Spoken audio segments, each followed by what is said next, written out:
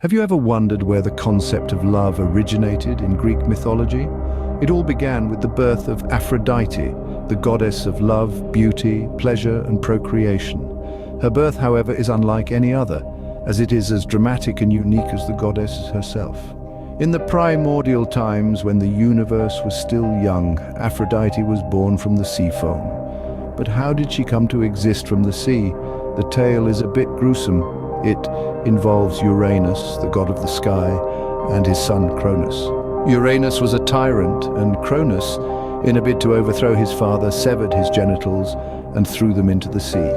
The sea, touched by the divine essence, began to froth and churn, creating a foam. From this foam, Aphrodite arose, fully grown and breathtakingly beautiful. The location of her birth was near the shores of Cyprus, an island that would later become a major center for her worship.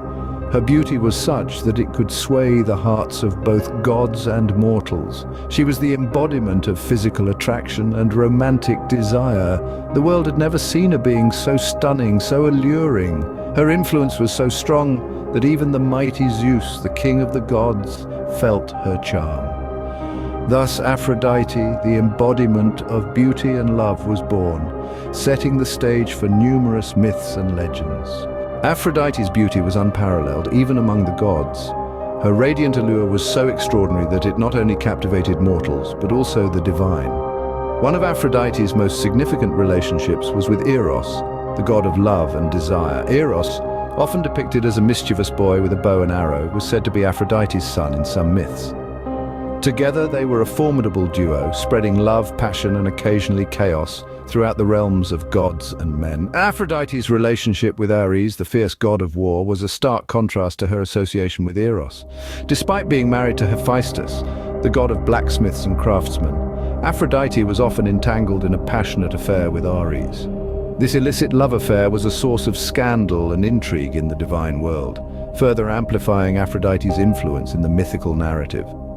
The relationship between Aphrodite and Ares was not just a romantic liaison, but also an embodiment of the eternal dance between love and war, passion and conflict.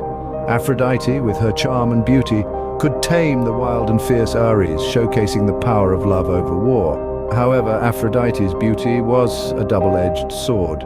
It often led to discord among the gods, as they vied for her attention or were ensnared by her charm. A prime example of this was the infamous Judgment of Paris, a contest between Aphrodite, Hera, and Athena for the title of the fairest.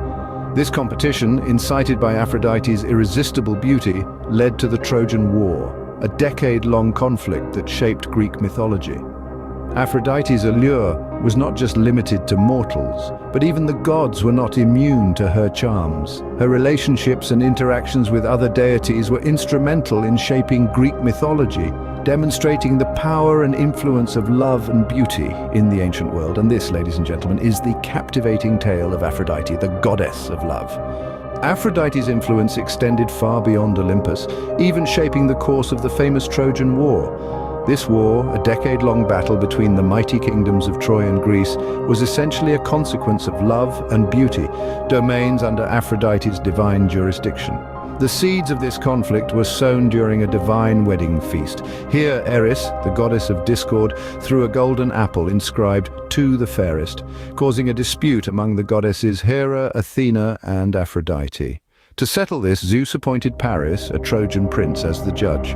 Aphrodite, using her charm, promised Paris the love of the most beautiful woman in the world, Helen of Sparta, if he chose her as the fairest. Paris, captivated by Aphrodite's promise, awarded the apple to her, leading to what is famously known as the Judgment of Paris. However, Helen was already married to Menelaus, the king of Sparta.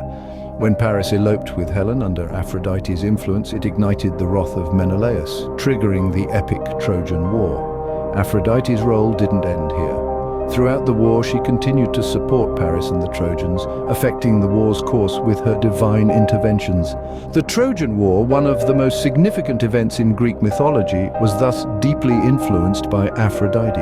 Aphrodite was not just a figure of myths and legends, but a widely worshipped deity in ancient Greece.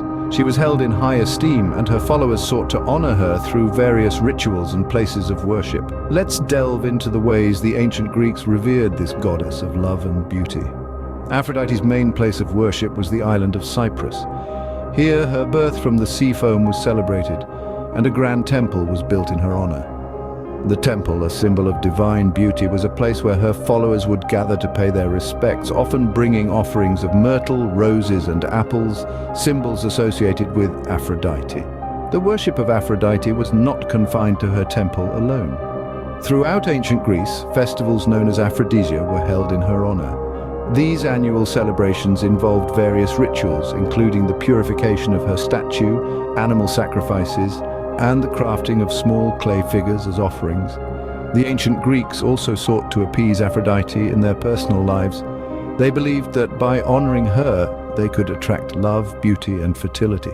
It was common practice to invoke Aphrodite's blessings during weddings and other romantic occasions. In essence, the reverence for Aphrodite went beyond her divine status. The ancient Greeks integrated her worship into their daily lives, establishing a deep-seated connection with the goddess. Thus, Aphrodite's influence permeated not just mythology, but the everyday lives of the ancient Greeks. Even today, Aphrodite's influence can still be felt in various forms of art and literature. Her divine beauty, immortalized by the ancients, has been a source of inspiration for artists throughout the ages.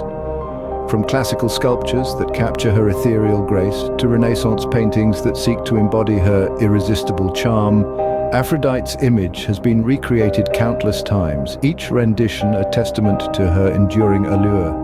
In literature, her presence is equally profound. From ancient works like Homer's epics, where she is portrayed as a powerful and influential figure, to modern narratives that reimagine her in contemporary contexts, Aphrodite's story continues to be told and retold.